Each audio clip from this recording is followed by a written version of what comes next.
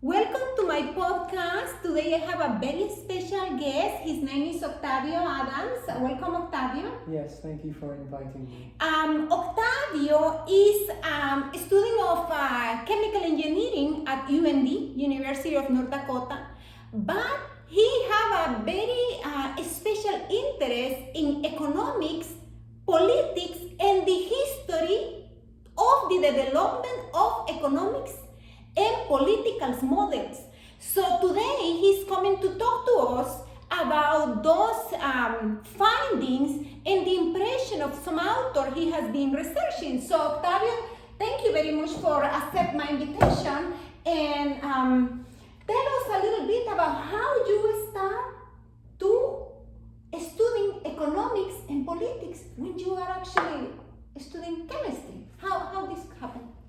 Well, I've always had an interest in how money functions and how individual transactions can add up to more than the sum of its parts. Oh, that's a very interesting concept. When you say individual transaction, the sum of individual transactions Can add up to more than the sum of its parts. can add more to the sum of these parts. And how do you start this study of economics and politics? How this start? Well, I had not always known it was called economics.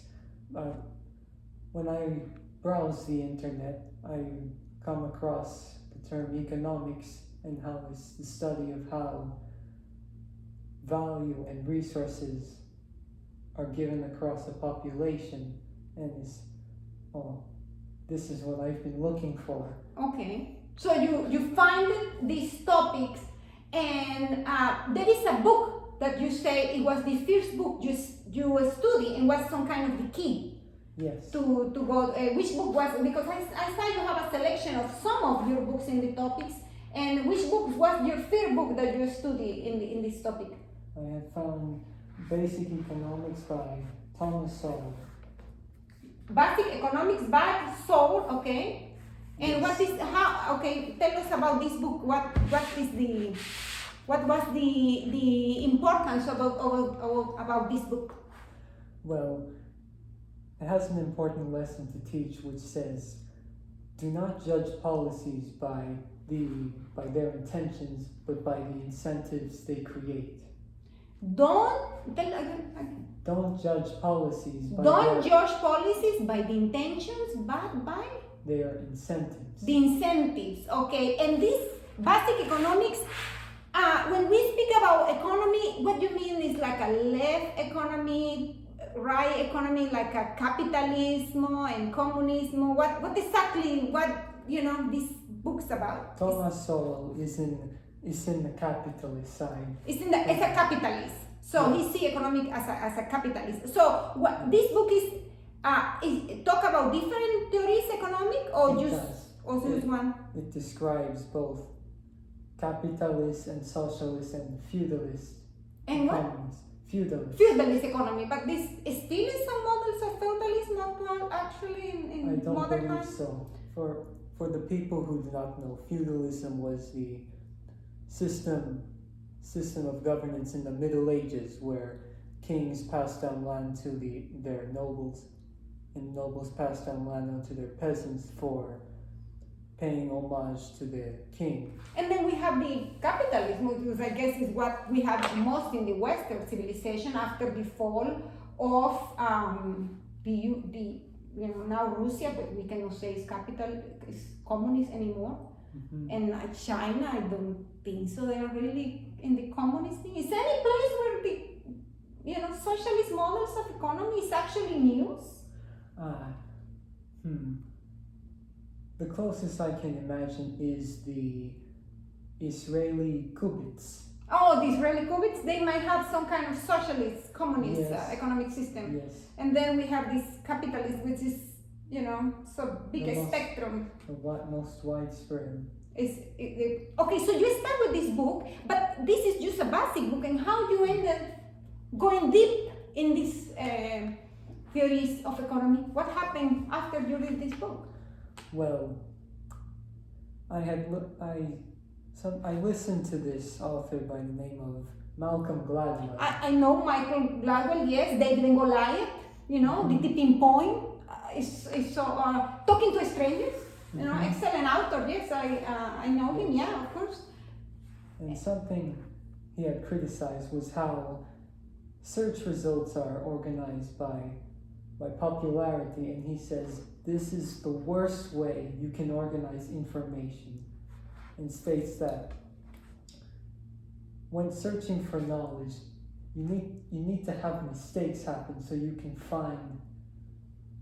come across in the middle of the journey, oh, I never knew this, and then you come out knowing more than you have expected. And I have done the same with this book. I have come to search for the more deeper roots. For example, Das Kapital by Karl Marx and The Wealth of Nations by Adam Smith. Well, yes, The Wealth of Nations, of course, I know this book is a classic book in economics from the capitalist point of view, but I found interesting that you have Smith, but at the same time you have Karl Marx.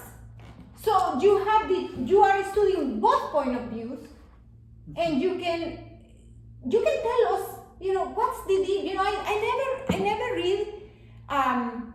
never read this book. I consider myself a capitalist, conservative, for the most part, libertarian, in some social issues, but I never really read him. I mean, I have read books of economy in university, because it was part of my, curriculum, but I never read Adam Smith. So what's the deal about this book, and why this book becomes so influential for the West?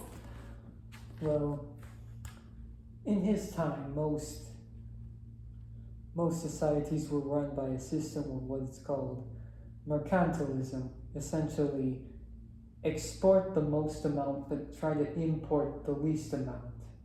Export the most amount but try to import the least amount. Yes. And that is called mercantilism. Mercantilism. Okay. Yes, you would see the colonial empires in his time. They believed that the wealth of a nation came from how much gold it has. Okay. But Adam Smith, he came and said, no, this is not correct. What makes the wealth of nations is how much they can produce. Also, this is that's a very revolutionary thinking in his time. So the countries were pursuing gold, how many we can get, and export more but import less, and get the rich by gold, by resources. And he said, no, it's about how much we can produce. So it's quite a shame. Indeed. And so what happened then? Well, there's a famous example from him, the pin factory. The pin factory. As an example of how specialization makes more production. He describes, well, to make a pin, you need to get the iron, you need to smelt it, you need to hammer it, and you need to pack it. But then he puts out, you can put each of those segments for one person, and it would create more pins than these four trying to do it alone. So one person doing the whole process, you mean? One person doing it is the amount of pins created per person increases exponentially as people specialize. Oh, people specialize. Yeah. And this is what probably we have the Industrial Revolution. Yes. When you have these factories that I will only put together these two pins in a factory, for example, and the other person put the zippers and the other person pack. So you become more efficient in one particular task. Yes. And that's what we have the Industrial Revolution.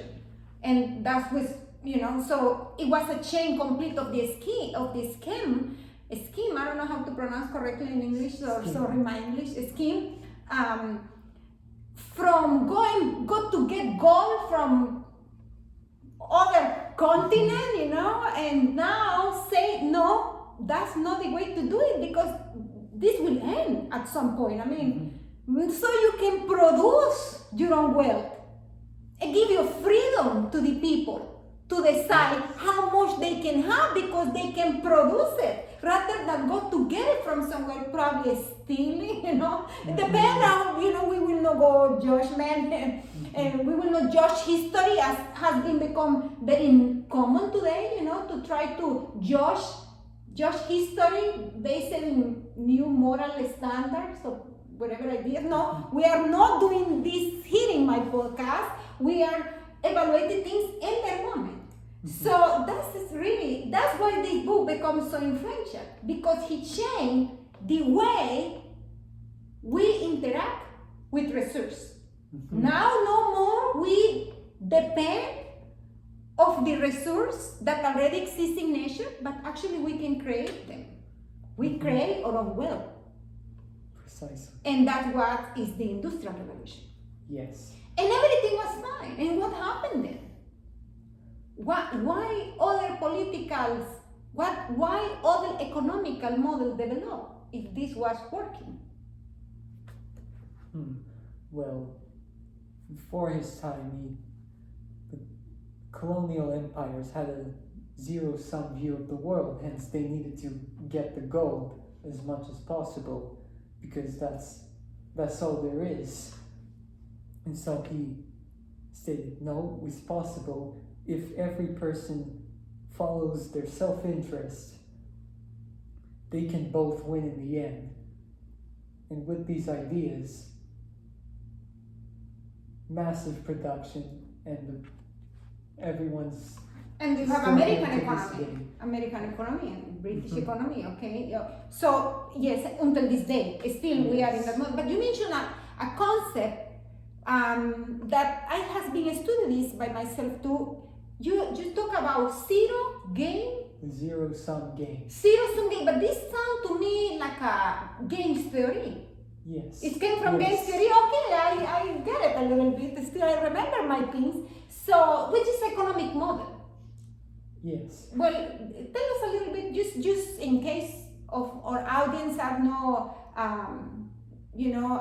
deep in this game theory, which has nothing to do with games, it's economic theory.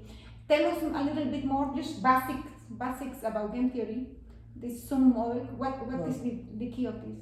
Well, game theory is about how individuals in a system try to maximize their winnings in a given system. And the zero-sum game represents that there's a finite amount of resources and it can only be consumed or moved around. Okay, no creation of wealth. Like he said, he can create with his economic model. We can create wealth, but in the other model, the previous model, imperialistic model, conquer model. So it was about go to get what is already there. Okay, so then we can say Adam Smith is the classic liberalismo, classical economics capitalist. Yes. But then we have the other side.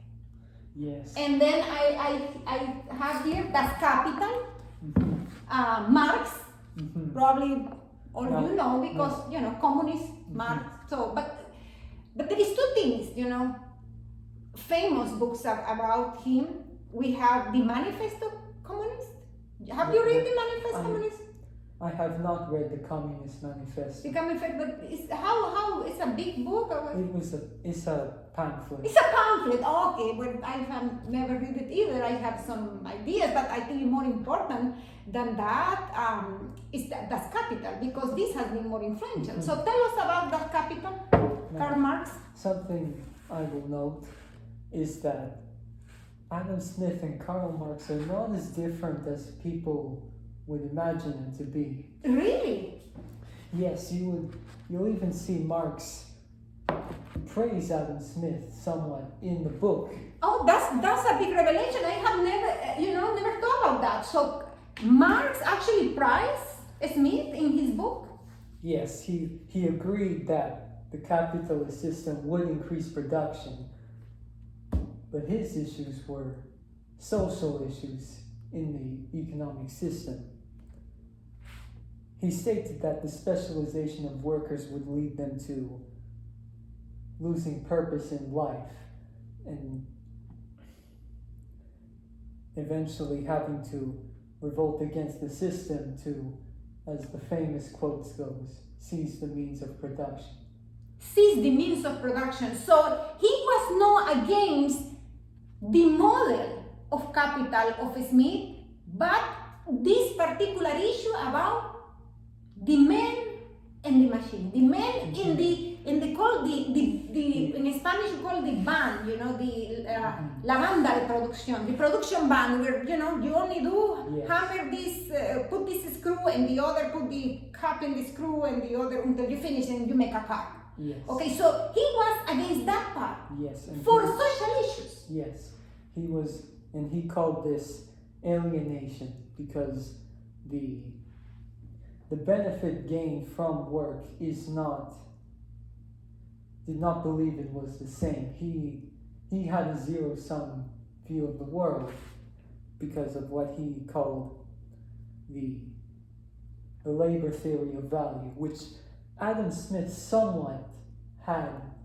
He never explicitly but implicitly had this idea that the value of something comes from how much people work to make it. The value is something according to both of them. You say explicitly in Marx, but implicit in Smith. The value of something is about how much people work to make it. When he described it, he specified time, the amount of time needed to make something. Well, this is a little problematic idea, I think. For example, what about expertise? For example, a doctor. Let's see a doctor. Put an injection. It don't take that many. 5 minutes. But we pay a doctor more for these 5 minutes than somebody washing a car. That it takes more time. But we pay less for that. So how in that economic system of Marx, wash a car will be more expensive because it takes 40 minutes than put one injection by a doctor. He would argue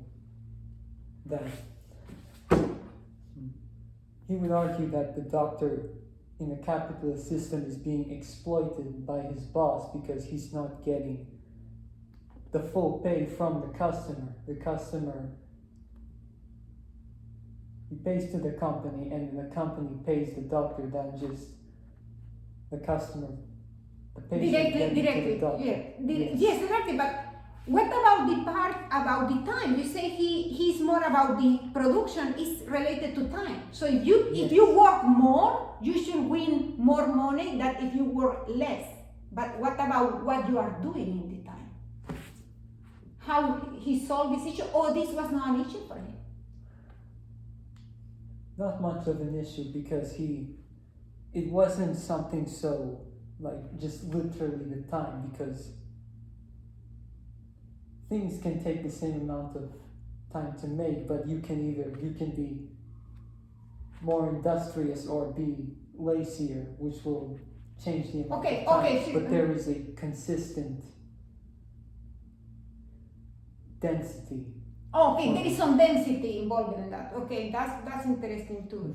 Now, also I know, or you correct me if I'm wrong, that in the socialist system, you don't win according to your talents, but it's more according to your necessities. How this thing come to each one according to his? From each according to their ability, to each according to their need.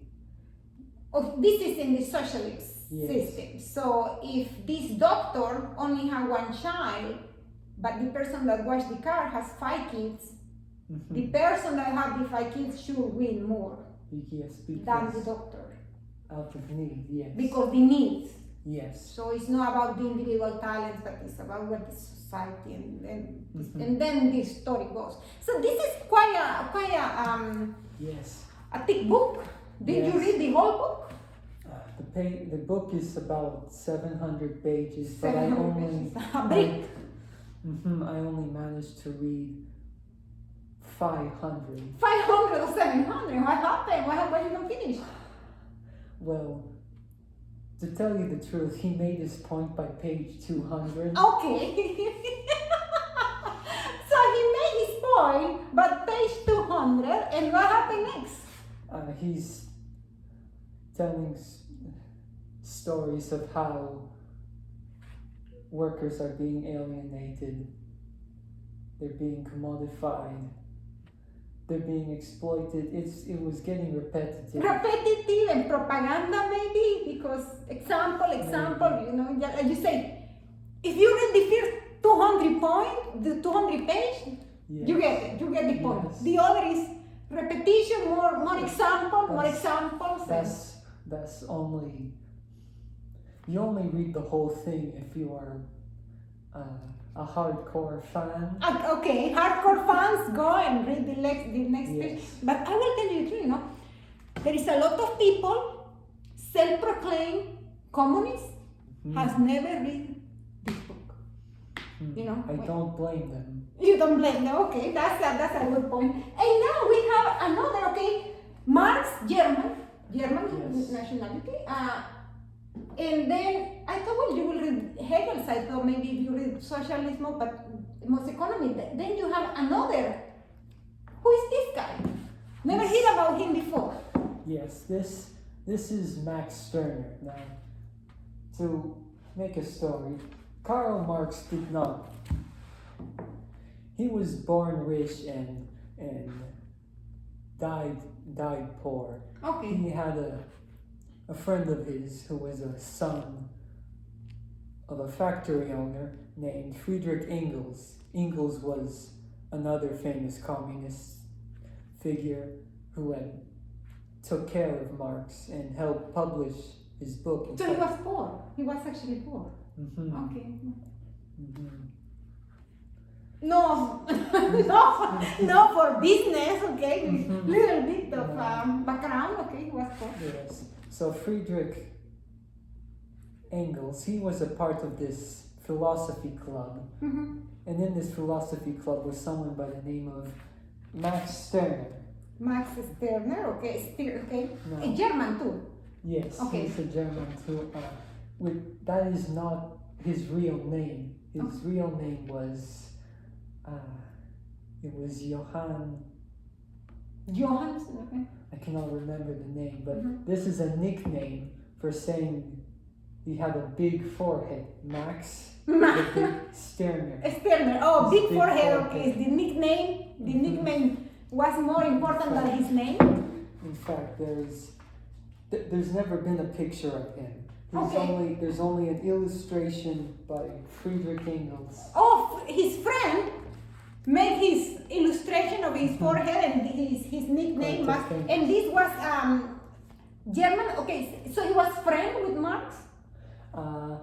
I don't know if they've ever met. Okay. But I knew that Stirner, he hated both capitalism and socialism. A third, Yes. a third option. So what? But you see, he was part of the little group of socialists of the time, you know. Philosopher, very smart guys, I guess. You Yes, know, go so- to cafes and talk about solving the war, I guess.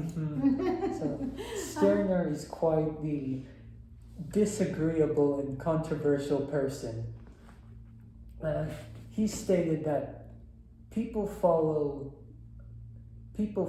things out of obligation than out of want. According to him, people do this for obligation. Yes, No, not because out they of their own will. And he called this phenomena the spook. The spook. Yes, like it was like a spirit that possessed people. Okay, it sounds like a spooky thing. Maybe from there comes. So, a spook is the people. What? Explain this a little bit more. He said people do this for obligation, Yes. but not from their Things- will. Examples including political systems, religion, morality itself. So people, for example, what will be the example of do something for will compared to obligation? Like what he Yeah. means? And who was this spook? The person that do the things for obligation or for will? The spook represents the idea, not the person. Okay. The spook possesses. Okay, the person. the idea, the spook is the idea that possesses the person to do what? To do the things by their own will or by their obligation? By obligation. Okay, so do things for obligation is the bad thing. It's the spooky thing. Because we should be able to do things because we want it. Yes. What about the duty? There is no duty, you know? Not necessarily. And he argues that it's only followed because it benefits someone else. For example, following religion and you do not do it out of your own will, it's only done because the priest or the pope benefits from it. Okay, so you do it because it's a duty and because somebody, okay, by obligation, but not because you really want. Yes. According to him. Yes. He thinks that people like this. And most people were spooky people. I mean, were spooky. This was done after Enlightenment times, and you see in the Enlightenment times, people are talking about natural law, about how people have fundamental, unalienable rights. Yes. But then he comes saying this is still made up. So the natural law is still made up? Like, for Yes. example, you have your kids, so you because it's still in the heads of people. Because it's still in the head of people, okay. So he was friend, okay, you say was not really friend with Marx, was friend with Engels. Yes. And why you are reading him?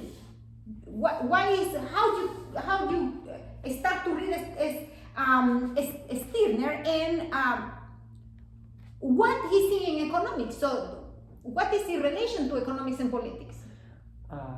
Or just a critic of everything? He's critical of everything, and even in the book he says that property only belongs to whoever fights for it the strongest. Property or the right to fight? No, so Yes. this guy yes, he's sanguinary guy. So go to fight for your stuff. yes. Because that's your will. Yes. There's even a famous quote of it which The was, survivor of the stronger, same thing like Marx, you know. He's you that know. was Darwin. Survival of the fittest was Charles Darwin. Which book was the one that was dedicated to the other? I think the Capital was dedicated to Darwin. Darwin came first. Darwin came first, so they dedicate. I think I don't know. The Capital of the Manifest Communistas was dedicated to Darwin, something like that. I There is believe some relation Yes. between Darwin and communists. Yes. So So there is a funny quote attributed to Stirner, which was, I see your property as if it is I respect your property as if it is my property, in which I respect none at all. they practically say nothing, you know.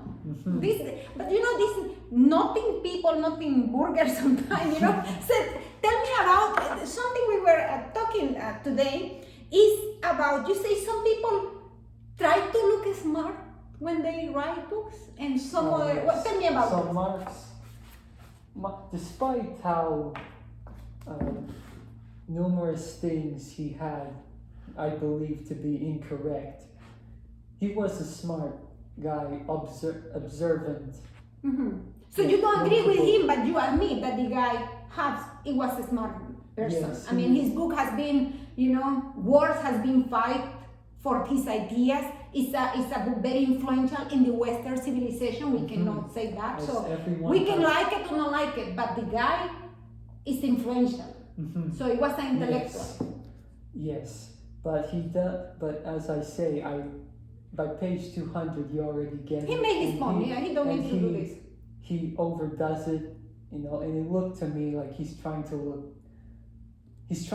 more intellectual. He like, you know, I see this tendency in the leftist people. They want to look like they know a lot of things. That is a stereotype. Is this a stereotype? That they write a lot, and they They are. write his videos in YouTube also They- very long videos, like a 1 Yes. hour videos that you They- can say it in 5 minutes. go again and again to 1 hour. They are aware of that. They are aware of that. stereotype. Okay, and they and like they it. joke about it Okay. between themselves. Okay, they joke about it in themselves that they like, Yes. they like to look very intellectual and very, Mhm. academics and, Mhm. and they control many in academics and social, they have taken over some universities completely, and, they are doing that. So what is the difference from that point of view So- with Marx? Well, with Marx, you have someone who's trying to look smart, and with Stirner, you have a crazy person. And between the two, who do you think will make a more interesting book? Yes, which book will be more fun to read? Okay. Mhm. Yeah, he tried to overdo it. He made his point, but he kept doing, tried to look very academics. Yes. And I guess he do his best, 700 page. But then you have Max Stirner, who is a crazy person. So which one would be fun to read? Yes. What do you think? What do you recommend? Yes. Well, from the book so far, I wouldn't really recommend The Wealth of Nations or Das Kapital. They're too big and a bit boring in the middle sometimes. But I would recommend Basic Economics and The Ego in His Own. This will be a more Is for the bedtime stories. We make better bedtime story, more fun to read, more interesting. Yes, incredibly disagreeable. He goes against everything that is seen as common sense. You will enjoy it. It is very heretical things. Ethical thinking about everything. And despite how anti-religious and atheist he is, he does quote the Bible often. Yes, because without the Bible he will not able to write anything. So he used it again, but still he referred it. So this will make a nice, interesting book to read. Many people like to imagine that they believe what they believe out of common sense, or that every person operates with the same logic, and that if someone is different, it's simply they're wrong, they're stupid, or they're planning something. But from these books I know this is not the case. Okay, that's not the case. So it's like a different point of view, yes. And it's important to know their point of view. Yes, and the more you understand the other side, the more you will understand yourself. Oh, I like this point. The more you understand the other side, the more you understand your side. Yes. That's very interesting. And now we have the best for the end, and this is something that this is what I personally believe in. Yes, this is after you have made your journey to these economics models, this is where it's more like this is your personal preference in economic models.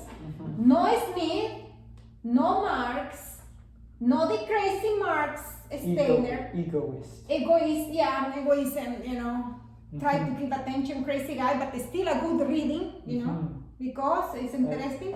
I did not want to put the book down. In Marx, there's still a page more. Still 300 page more, but in this you read it and you enjoy it. Yes. Okay, make a good lecture, which is very important too. And then we have something that we talk about it. This I never really get it until recently, because you referred to me this YouTube documentary about something called, how you call Georgism. Georgismo is by Henry George, Progress and Poverty. And when you talk me about his ideas, who will explain better, I didn't get it really. I didn't get it, but after I say documentary that we can put in the comments, see somebody want to read about. And tell me, what is this book? What is the economic model of this book? To put it simply, that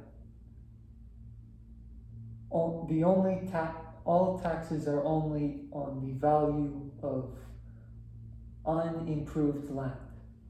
Only taxes on land. Yes. Unimproved land. Unimproved A land. very specific Oh, distinction. unimproved land. Yes. So what about no pay taxes for If- my if job, you- for work? Given the same. I like no pay taxes. I like this Of idea of no course. pay taxes, of course. So income, no income No taxes. income tax, no value-added tax, no property tax. No property tax. Many people confuse property tax and land tax together, but this is Oh, okay. that's a horrific distinction, So basically, it's no tax. except on the value of land. Value of underdeveloped land. Unimproved land, yes, given two of the same exact quality of patches and one has a house, they will both pay the same. If one is empty, one has a house, they will both pay the same. So if I have a land and in the land there is a house and I have an empty lot next, both will pay the same tax. Mhm. But there is no income tax, no sale tax, No? no tax. What about a business, a company? They only pay as much tax as land they need to run their production and resources. And how this can work? Well, how land is taxed is actually quite controversial in the Georgist community. They divide into two groups, which I will call the appraisers and the auctioneers. The appraisers believe that because the government is the one that's giving the right to own land to the people, they are the one deciding how much it costs. Therefore, they will go to the people, okay, for this year, you pay this every month. And then you have the auctioneers that say, no. You pay how much people want it. And so you point to a land, I want this, I will pay this much. And then someone else comes, no, I will pay higher than that. And then Like they an will- auction, like let the market decide. Let the Yes, market and decide. whoever is the highest bidder, they will get the land. And they don't pay once, it's, of course, it's a rent. It's a rent. Yes. Oh, rented. Yes. You rent that land as long as you develop the land. Yes. And this model, a very historical figure has support the model of Henry George. Henry George. Figures as Abraham Lincoln was a big supporter of the system.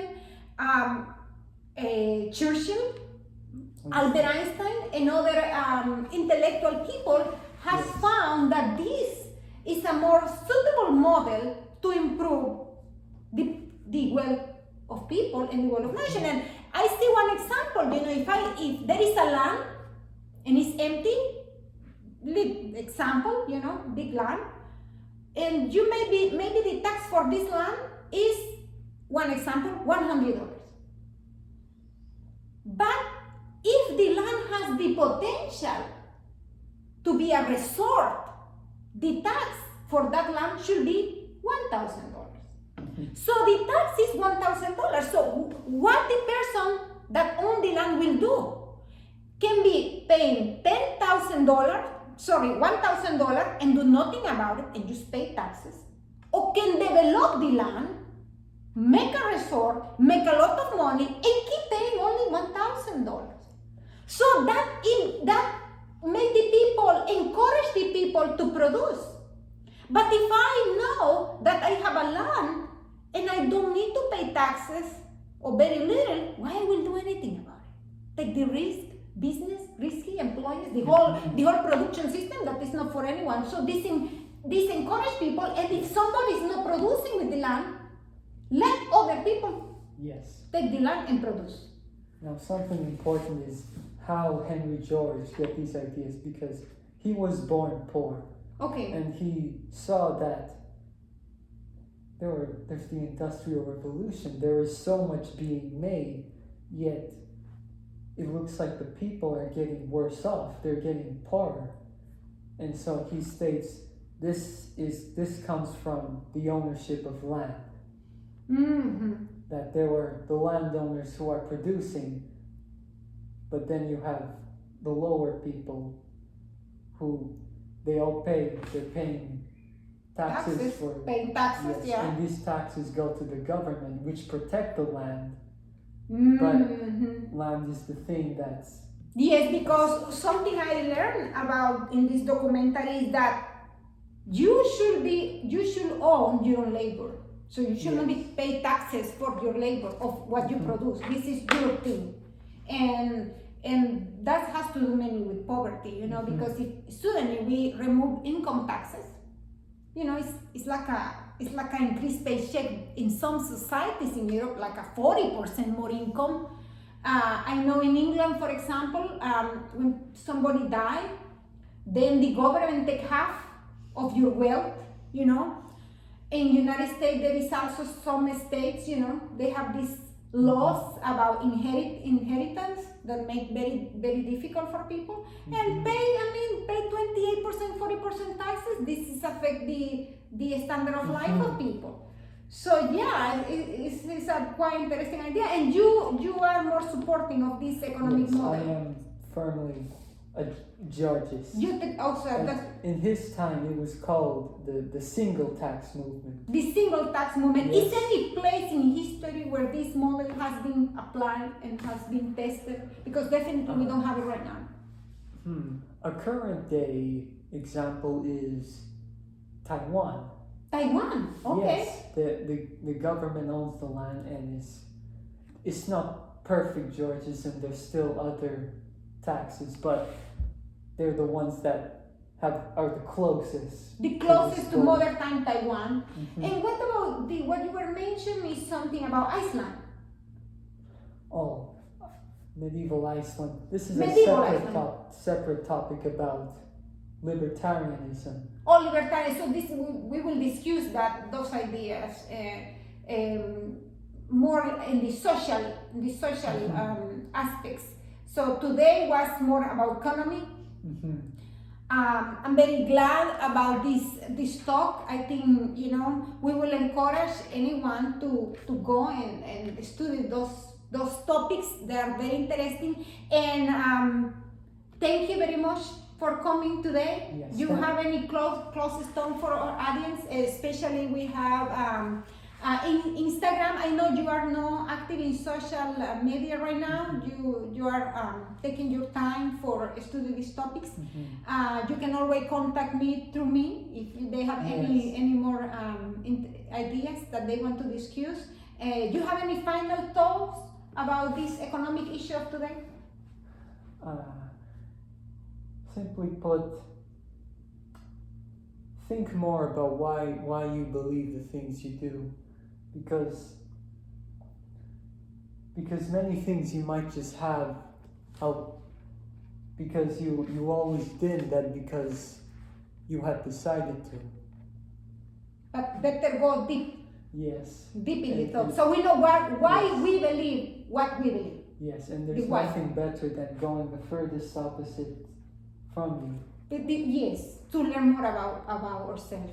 I know, Octavio, I want to do another podcast with you. I know you also are studying philosophy, ancient Greek and ancient Roman philosophers, especially Stoics. Yes. Well, you introduced me to the Stoics formally. You know, we have this triumvirate. You know, we have the Holy Trinity of the Stoics: Marco Aurelius, Seneca, and Epictetus. But you were reading also Epicurus. What is part of the Stoics?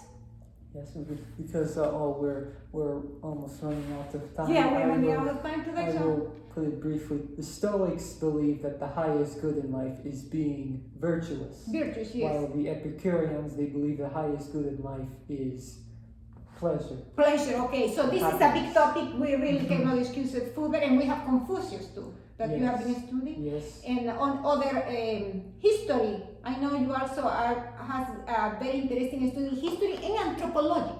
And anthropology, this is another. Yes.